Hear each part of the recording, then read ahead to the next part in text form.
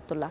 জাবেদ, শিশু হাসপাতালে এখন কতজন রোগী ভর্তি আছেন এবং হাম প্রতিরোধে কি পরামর্শ দিচ্ছেন চিকিৎসকরা? রাত্রি গেল মাসের 10 তারিখের পর থেকে রাজশাহী এবং ময়মনসিংহ অঞ্চলে প্রথম হামের রোগী শনাক্ত হয়। সেই সময়ে সেই অঞ্চলে 10 জনের বেশি শিশু মূলত মৃত্যুর ঘটনা ঘটে। তার পরপরই মূলত নড়েচড়ে বসে স্বাস্থ্য মন্ত্রণালয়। হাম যেহেতু একটি ছোঁয়াচে রোগ, ভাইরাসজনিত রোগ, সেই রোগ পরে সারা দেশে সেই রোগের হামের প্রাদুর্ভাব দেখা দেয়।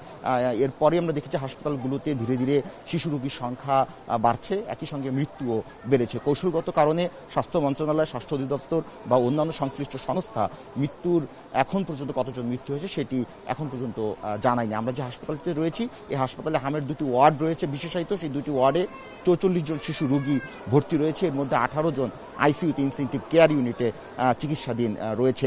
অভিভাবকদের সঙ্গে কথা বলেছে, অভিভাবকরা জানিয়েছে যে 2 ডোজ নেওয়া সম্পন্ন হয়েছে, অর্থাৎ 9 এবং 15 মাসে 2টি ডোজ সম্পন্ন হওয়ার পরেও এমন শিশুও রয়েছে, একাধিক শিশু রয়েছে যারা মূলত হামে আক্রান্ত হয়ে হামের প্রাদুর্ভাব নিয়ে মূলত এই হাসপাতালে ভর্তি রয়েছেন। এ বিষয়ে চিকিৎসকরা বলছেন যে শরীরে অ্যান্টিবায়োটিক ক্ষমতা কমে গেলে, রোগ প্রতিরোধ ক্ষমতা কমে গেলে 2টি ডোজ নেওয়ার পরেও হামে আক্রান্ত হতে পারে শিশুরা। এবং শিশুর আশপাশে যদি কেউ থাকে, যেহেতু এটি ভাইরাসজনিত একটি সংক্রামক অতি মৃত্যু ঝুঁকি একটি রোগ, সেই কারণে এই যে ভাইরাস সেটি অন্য শিশুর শরীরে বা অন্য মানবদেহে সেই সংক্রমণ ছড়িয়ে পড়তে পারে। সেই থেকেও কিন্তু হামে আক্রান্ত হতে পারে শিশুরা টিকা নেওয়ার পরেও।